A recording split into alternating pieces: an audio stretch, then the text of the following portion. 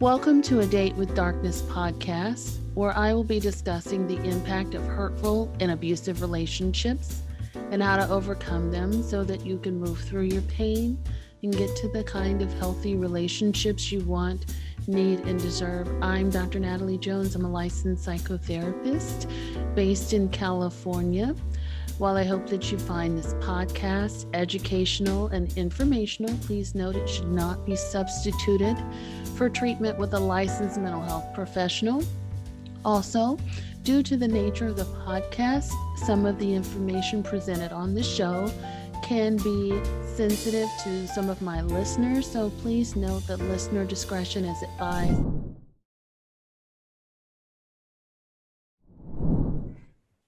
Hello, welcome to the show, Dr. Carmen. How are you? I am doing really good. Good. Great. So this show is long overdue, right? We've been talking for a minute. I did your show, and naturally I had to have you on my show. So for our listeners, can you please tell them about you and what you do? Yes, I am a clinical psychologist here in California, and my main job is to work with couples and families, mainly Latinos. I do English and Spanish, and American and African American. I have clients, but mainly is Latinos. Okay. Mm-hmm. And tell us about the passion behind your work with couples, because that you really have to be passionate to do work with couples. Yeah. Yeah, you need to be passionate and patient. Very much so. Yes. Yeah. I like my work with couples. I have been working with couples for the last 25 years. And I really like to think that the couple itself is an entity. You know, the relationship itself is an entity. So if I focus on that, it helps me more to serve both people in the relationship, I think. Wow. Okay, great. And so you are local to me. You're in the Bay Area. Yes. Right. So you're right up the road, which we will have to connect soon in person as well. Yes, that's right. Right. And so today you wanted to come in, you wanted to talk about narcissistic parents and their impact on their children. Yes. Tell me a little bit more about what you mean by that.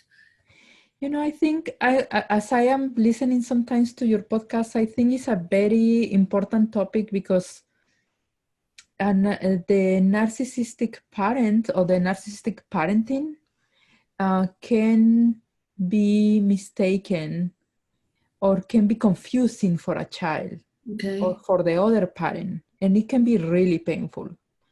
So this is why I wanted to reflect and help other people to reflect on that.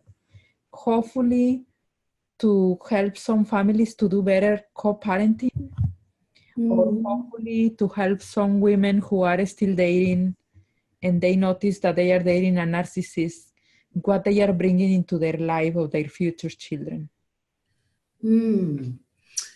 Wow. And are you seeing that a lot in your practice? I see a lot, Dr. Natalie. I see it so often that it's painful. But probably because a lot of my work is with domestic violence clients from victims of crime also.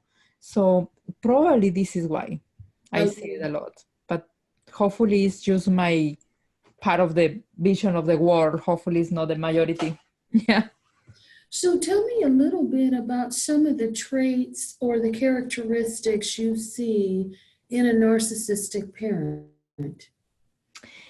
I actually, for the listeners, I will recommend one of your entries in your blog. You put very nicely and clean the characteristics. So this is similar, what you are describing, the characteristics of a narcissistic in a relationship, in a romantic relationship. It is similar to the relationship to their children, of course, because it's who they are, yeah? So if the father or the mother is narcissistic, they are very easy to lie. They just live in their own version of truth. Whatever part of the reality that is convenient for them. Mm-hmm. It will be the truth for them. Mm. And when you are raising a child, it's so difficult for the child to start trusting their own instinct, trusting their own version of the reality, because a narcissistic can be changing the reality, describing the reality in a very persuasive way. So they are very good liars in other way to say it, yeah. Mm-hmm. So that can be very painful for a growing up human being. It's like, Mm-hmm. do I feel what I feel? Do I feel what you want me to say to feel? Is so interesting. And another characteristic that I found is the lack of empathy. It really translates horrible when it comes to parenting. Yeah.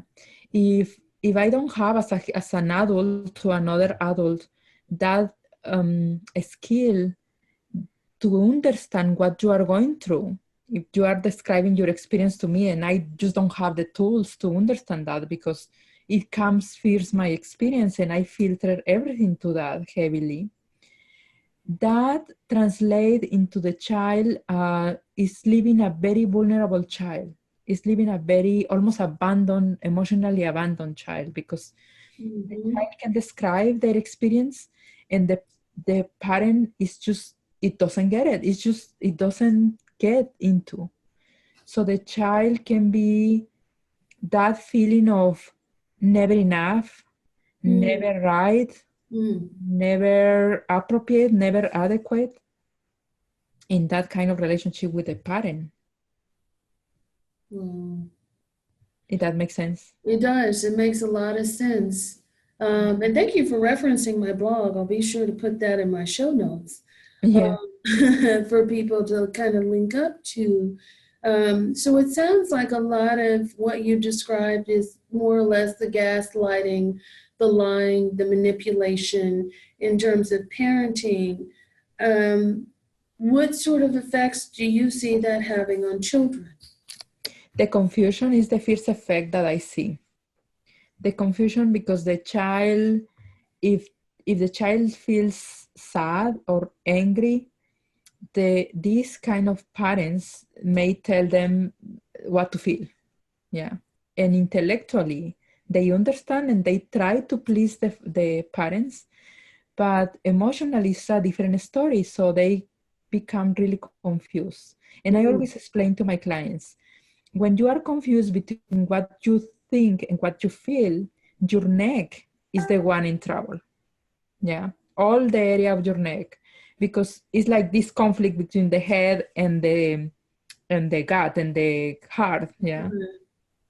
So we have confused and divided children, and children who are willing to ignore their physical and emotional symptoms in the service of the family, and who are willing to buy the drama and become dramatic themselves.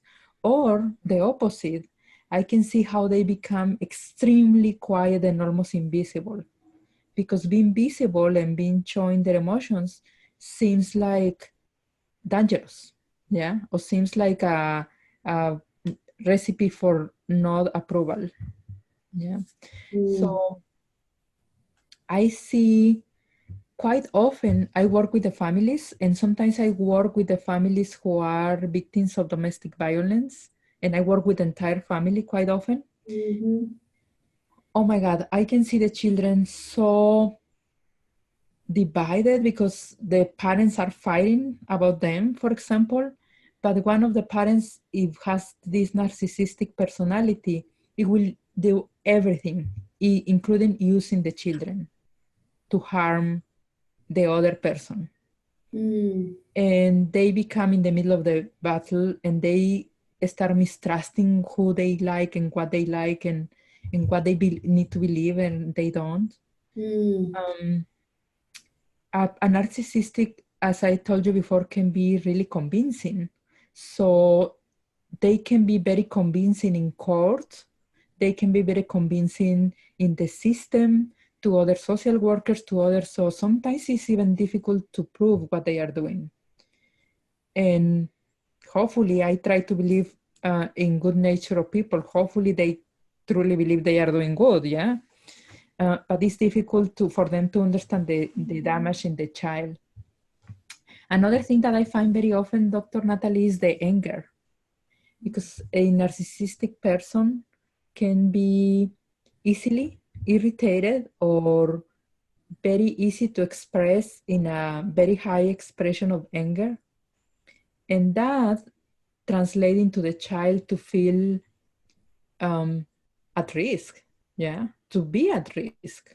When an adult is angry, a child may get in the way and not for their own benefit, yeah. So I see, this is why I was talking when we're preparing the topic, like this fine line between being narcissistic parenting and very near to the abuse.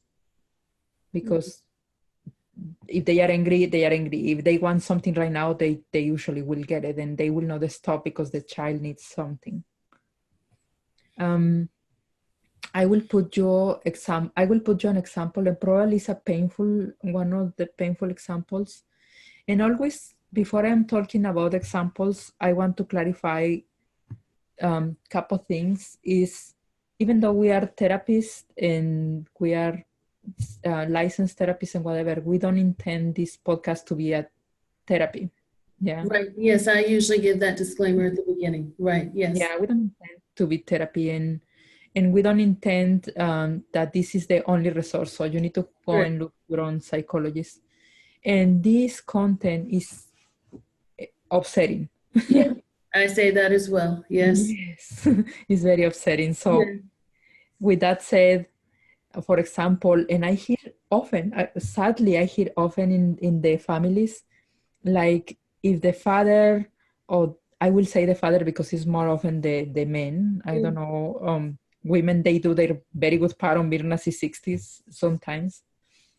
But if the father is very angry and is driving, and he can drive with rage, and he can drive even scaring the family because he wants to get, or he or she wants to get revenge of the partner, yeah, and the children are in the middle. Or they can be drunk and do drunk driving. Drunk driving, yes. And they don't even consider how this is affecting the child. Mm-hmm. Or they can be, like I have a couple examples where the children and the other partner complain about sexual abuse in the family. And they only can think about how this is going to impact me if you report my family member. Yeah. Or if you report me, how this impact me. So right there, we have a lot of emotional and physical consequences. Yeah. They may have, a narcissistic person may not have any remorse about what they are doing because they believe they are right. Yeah. So that doesn't come with the healing of sometimes apologizing to their children. Because I don't know, but sometimes if you are in that difficult situation and somebody say, I'm sorry, it helps a little bit. It doesn't help to get out of there, yeah, but it helps a little bit. Yeah. But a narcissistic person, what I found is that they are not apologetic. They are actually blaming. So they may harm the person and they still say it's your fault because you were here and because you were in front of me. That doesn't look good for a child. Yeah. Doesn't look good at all. Another thing that I have is I really hope with this topic to help women in particular, or to help women and men, because really I have a couple examples where the narcissistic is the woman, to help people who is dating to realize how much they are bringing into their life. Because they say, I love this person, I can stay with this person. But once they have children, one, they are forever in a relationship. Yeah. And two, they are bringing a human being without that warning, without that. Yeah. It's just like they are bringing a whole human being to this painful story. And I see, sometimes I work with the families when the children are 7, 10-year-old, 12-year-old, and the children don't have the resources to live at all. Yeah. So, and put it together with the parents getting away with so many things because they are very good in court systems and whatever, they don't get away. The lack of intimacy. This is the heaviest, yeah? The one we are talking are the heaviest cases. But let's say there is a mild case where there is no physical abuse or something.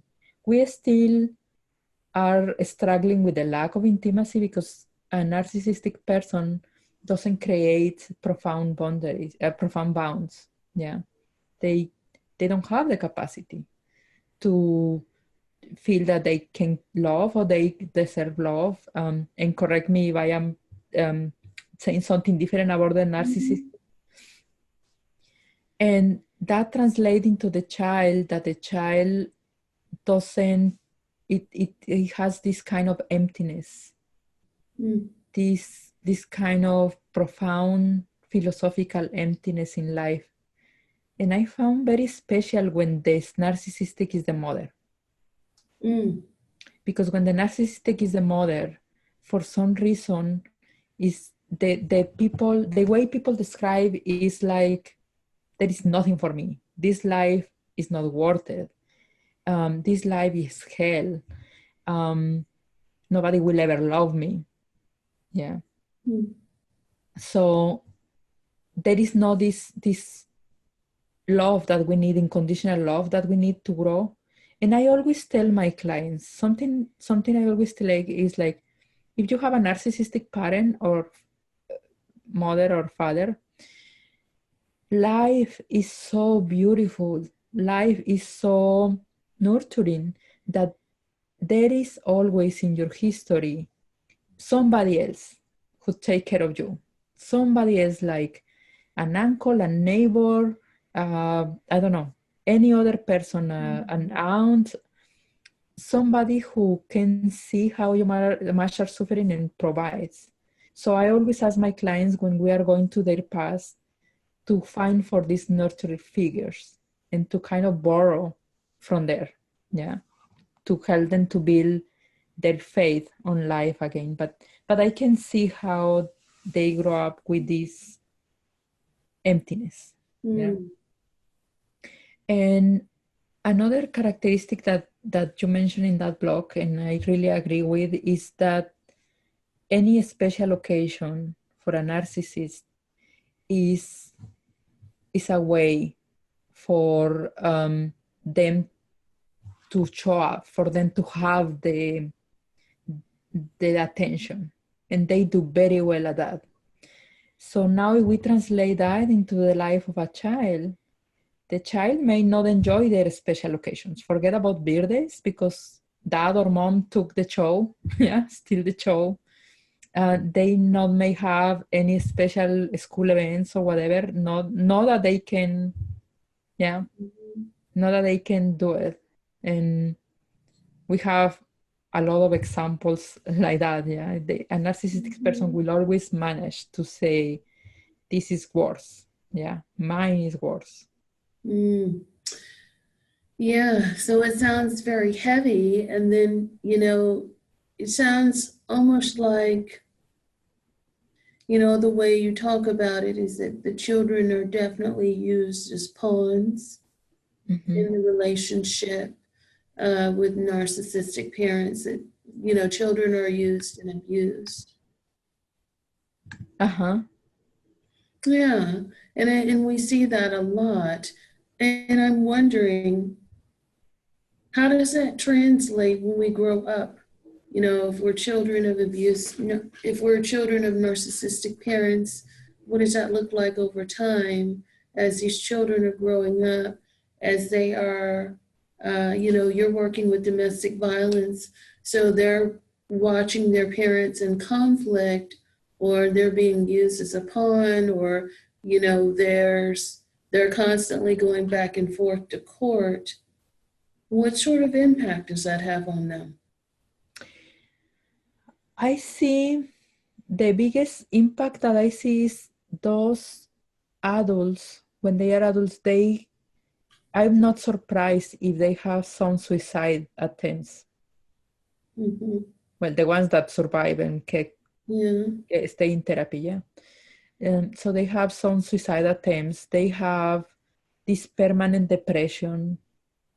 They may not have a belief. It's hard for them to have a spiritual practice because spiritual practice requires faith and confidence in something.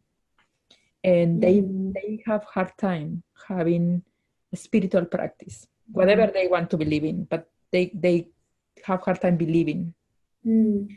And I also see that they have hard time trusting their own feelings. And amazingly, they turn to flotate around narcissistics, as painful as it sounds, because it's something that is known. Yeah. So I see very often that a narcissistic, that a person who is a child of a narcissistic, they will find a partner who is narcissistic. It's the comfort of the known. Yeah. And so they repeat the cycle.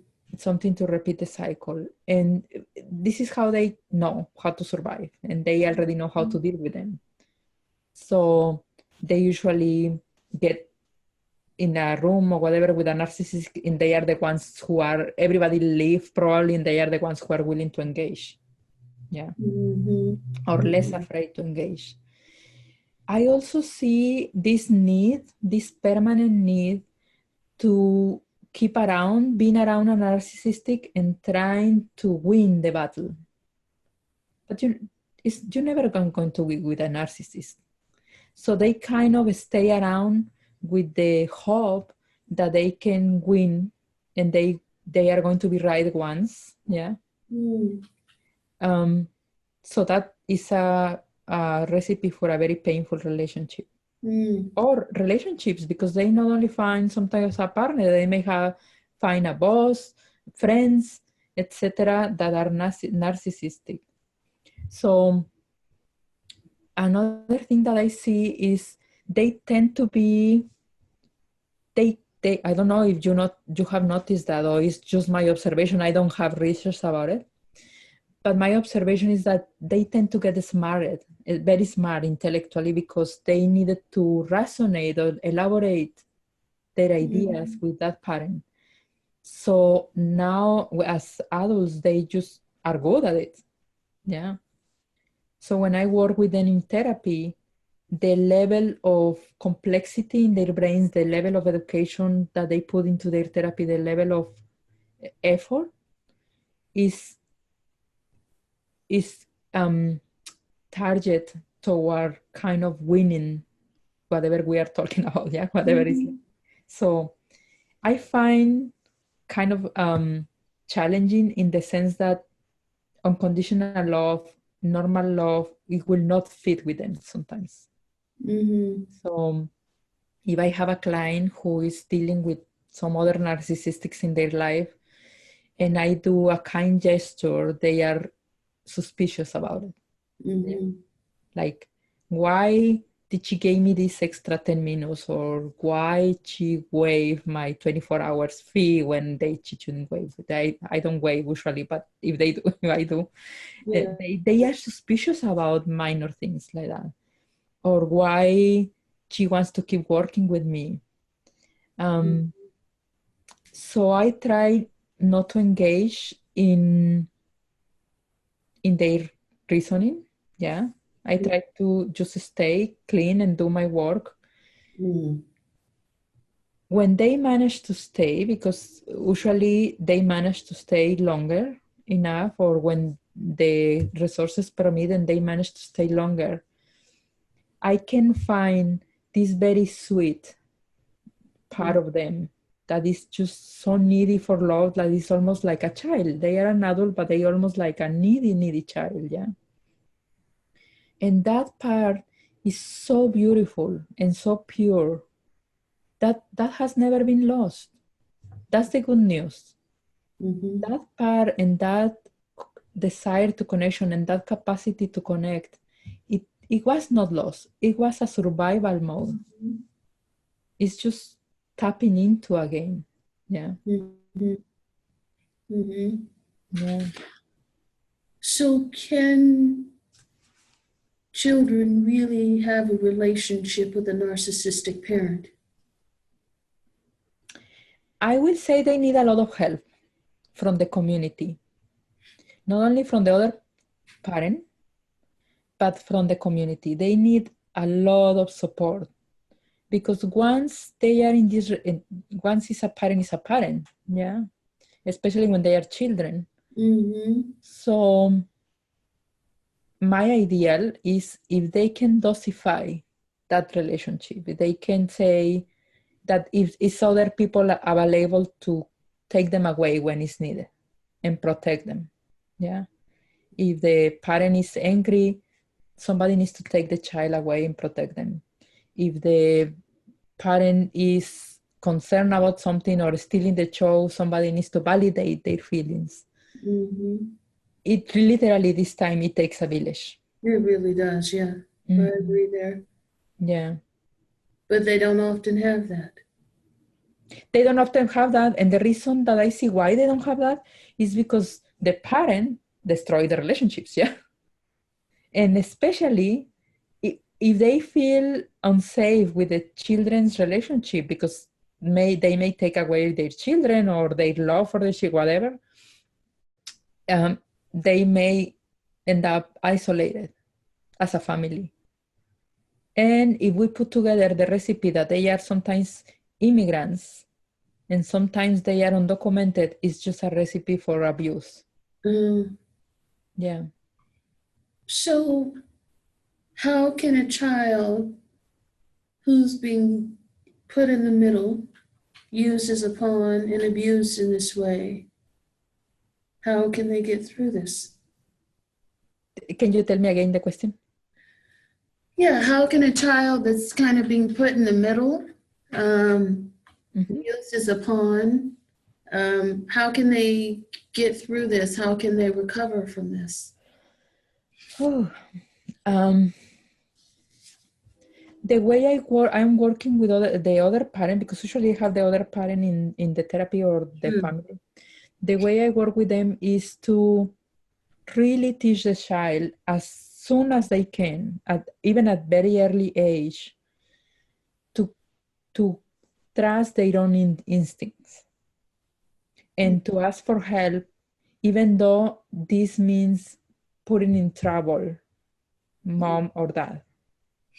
Because they have, we want to question their loyalty. Yeah.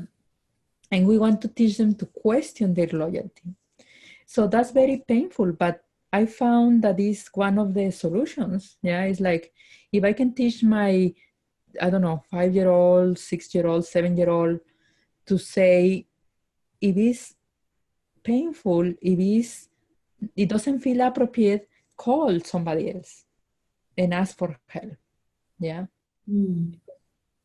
Sometimes it will not be appropriate. And it's very tricky because how we can let that parent, that narcissistic parent, be a parent. Because they are the adults, they're supposed to take the decisions, they're supposed to protect the child. How we can be respectful to them and still give them the parent, honor they need, but up to a certain point. Yeah. So it's really teaching early on the child to trust their own instincts and keep validating their feelings, their beliefs, their reasoning, so they are stronger when they need to face that relationship. It sounds easier than what it really is. And I know it's a very difficult task to do that. And a lot of parents who have or are in situations in which the other parent is narcissistic, they often wonder, how can I co-parent if the other parent is narcissistic? Yeah. Yeah. What do you think about that? How can So people painful. effectively co-parent? It's so painful, the co-parenting. Mm-hmm. And it really requires for the person to be strong. The same skills that I was talking about the child, the same. Like it requires to validate their emotions, their feelings, their beliefs. It requires to be so savvy about the system. Mm. Yeah. Because if they are savvy and they can manage around for their benefit of their own child, they will be able to protect their children. So they may, for example, if the situation gets really bad, they may say, I really want supervised visitations, or I really want my child to be when this other person is there. Yeah, the parent can take it, but I want the grandma to be there, or I want somebody else who is also responsible to be there. I think they need to keep the relationship because, of course, and you know what is the most painful part? When the children report that they actually love more the mother of the narcissistic father because they can be fun.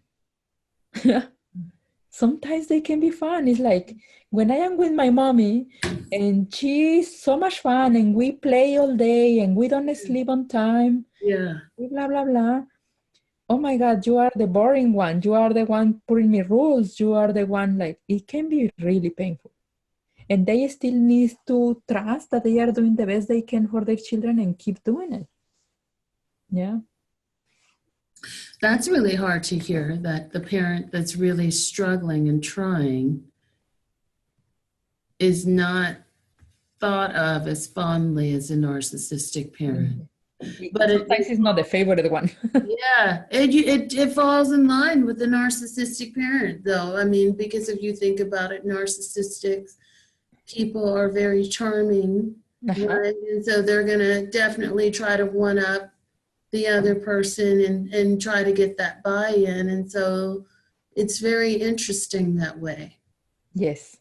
And then as you're saying that, I'm thinking too, Dr. Carmen, that also creates some sort of animosity or tension between the child and the non-narcissistic parent because they feel hurt or slighted in some way that, hey, you go with the other parent and they're all good and you don't know, and then there's just all this anger or what have you towards that child.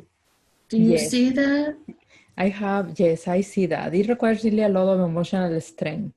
I have an example where a 6-year-old boy comes and tells to the mom, Mom, I want to talk to you.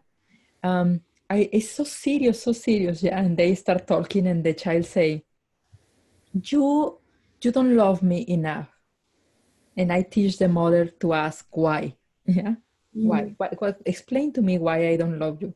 And the child say, it's because when I'm with you, I need to eat vegetables. And when I am with my dad, I can eat all the hamburgers I want. So the child is like, you don't love me. You are not fun enough. Yeah. You are just not fun. So I need to teach the other parent to breathe and to say, that's okay.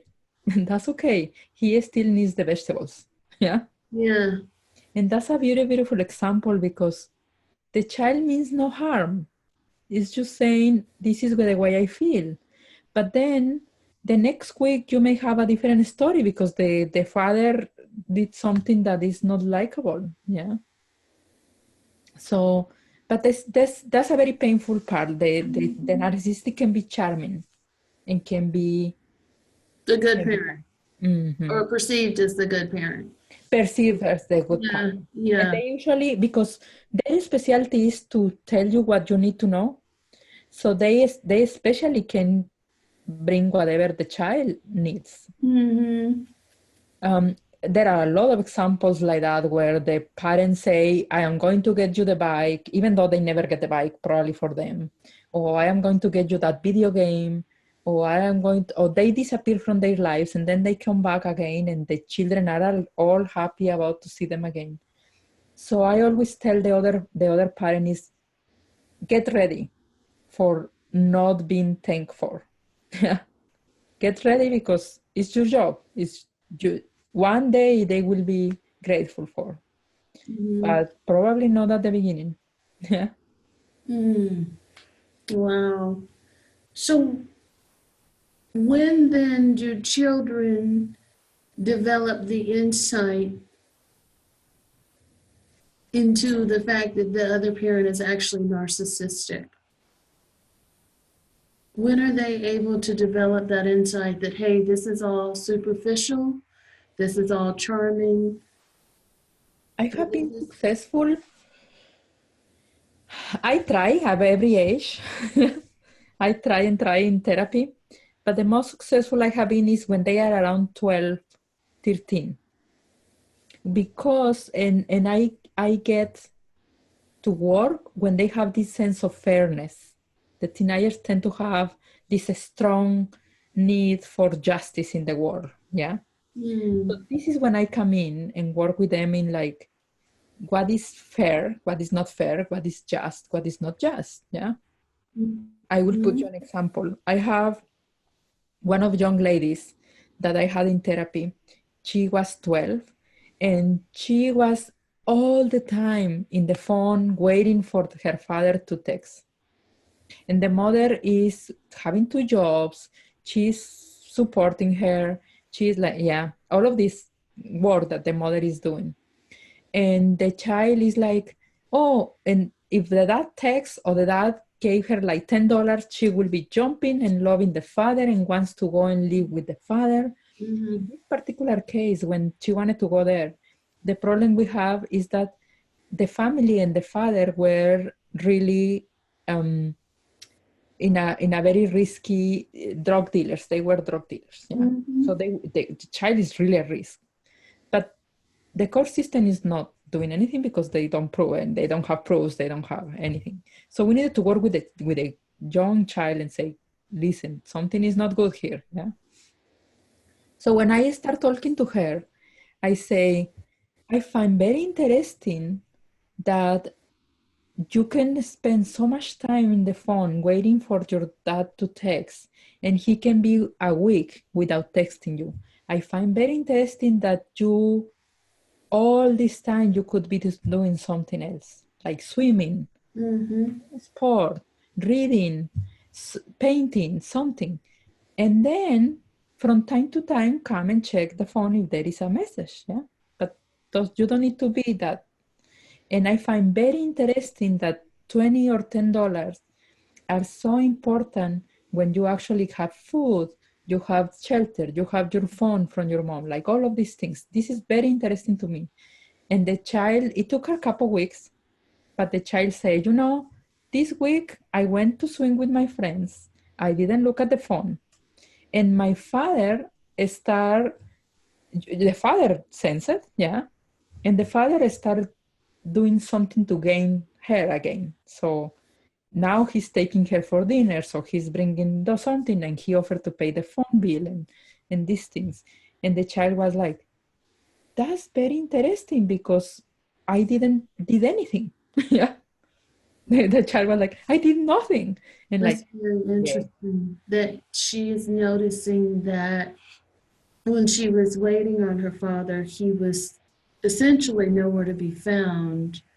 And then when she took your guidance and actually went on with her life, he then pops up and wants to do all these things. yes, because he was losing now the relationship. Yeah. He wants that attention. He wants that attention. And then we could go on and talk about what are the benefits or not benefits to be with the father family. So we were on until she was able to decide on her own. So I find that at that age, we can talk more. Or I have another example where a teenager said, my father wants all my savings. Yeah. The little child has, a couple $100 in savings because she has been earning this little extra money and the father is ready to spend it all. Yeah. And we were talking about what does mean for you to just give up your savings like that, how long it took you, and all of this process, and blah blah blah. And she's like, I was really, really angry.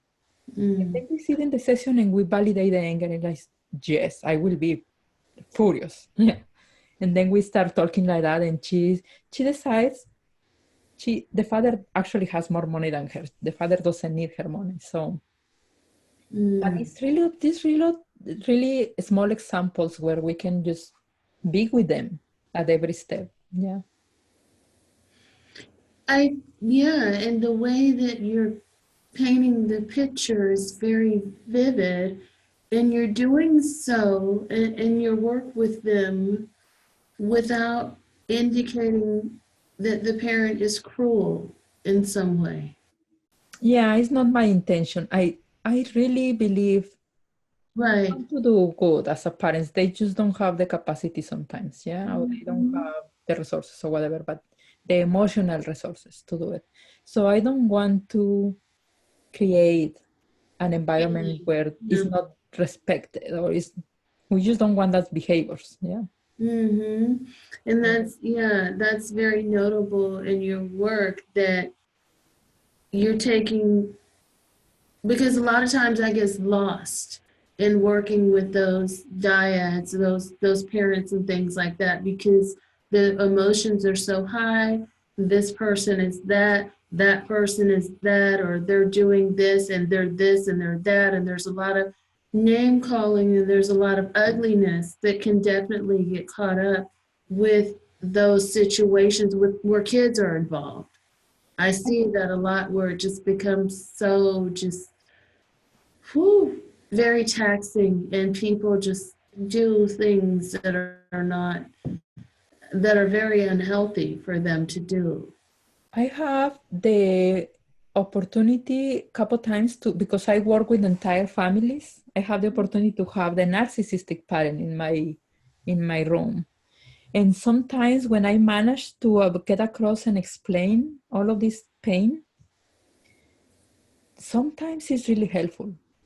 And it's so beautiful sometimes to see their expression like, wow, I didn't know all of this is causing pain to my child. Like, it is. Yeah, it is. So I can be very firm, but I can still kind of get to work around that. And everybody likes to feel respected. Yes, very much so. And I'm curious, in your work, because you work with families,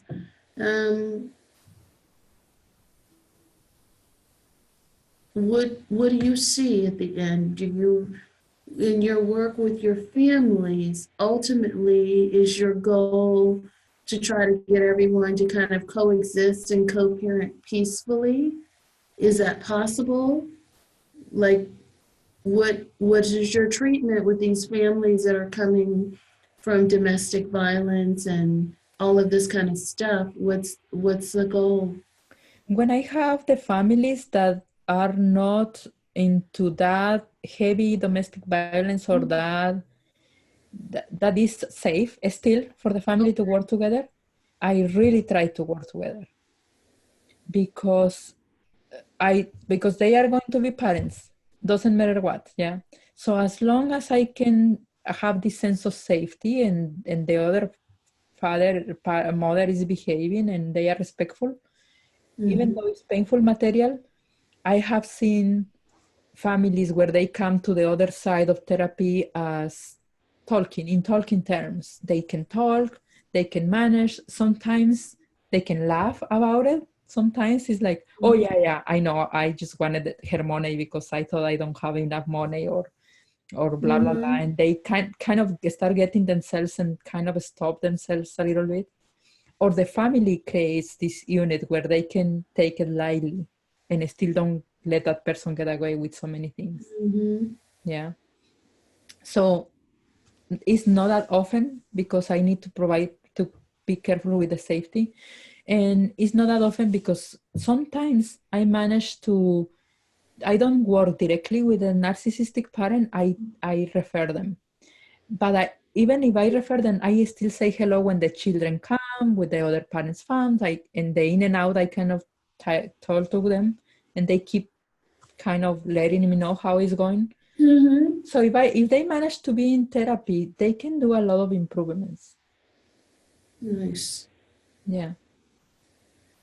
So then what are some resources that you would put out there for children or families that are kind of going through this that have a narcissistic parent? Anything that you would recommend?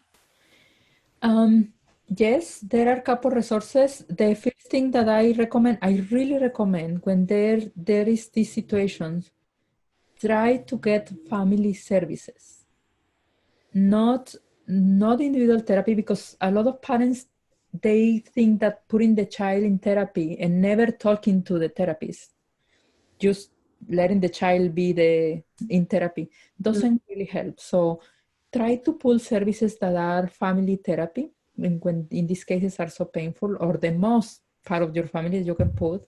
And for that, you can find local clinics or something, or even go in Psychology Today and look for a family therapist. Okay. Try to find services from people who are specialized in the topic.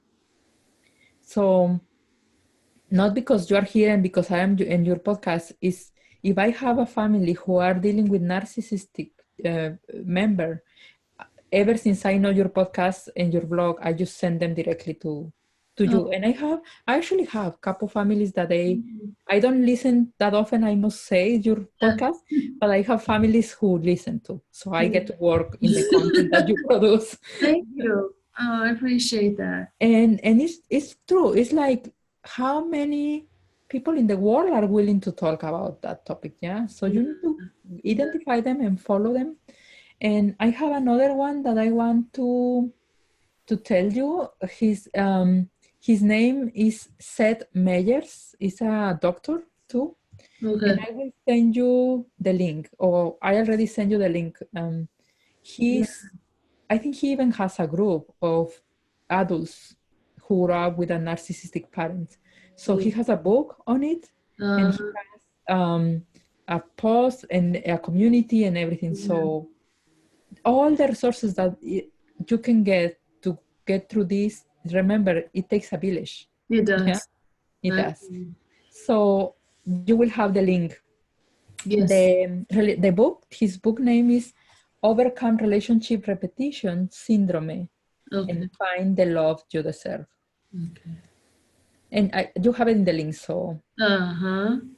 Okay. And then, Dr. Carmen, how can people find you if they want to connect with you and bring their family to you or reach out or whatever? Mm-hmm. I am in the Bay Area. I am located in San Jose. Mm-hmm. And my website, actually, I have a podcast. It's called Emotions in Harmony. And the website is the same. It's emotionsinharmony.org. It's a nonprofit. Okay. That's the part of the podcast. And the private practice is in Spanish. It's called armoniaemocional.com. Okay. Mm-hmm. I will definitely make sure to put Emotions in Harmony and all of that stuff in the show notes. Anything that you've got going on, any books or any sort of shows or programs that you're putting on that people can support you with, or anything that you've got This is coming my up? latest fun and passion work. My latest is that I have a profile in the Insight Timer app. Did you hear about the Insight Timer? What is that? The Insight Timer is an application that hosts more than 2,000 meditation teachers. And all of it is for free. You can find more than 12,000 meditations for free. Most of them are in English. And it's lovely. I have years using this application. And a couple months ago, I got approved as a teacher for them.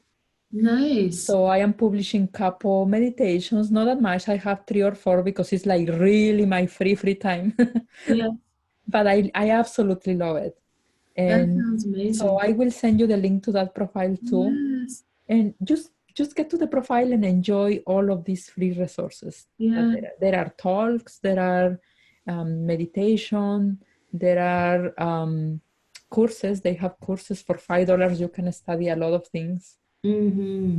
Yeah. That sounds great. I'm excited to listen to that. I'm excited to see you doing that project and hopefully many more in the future. Yes.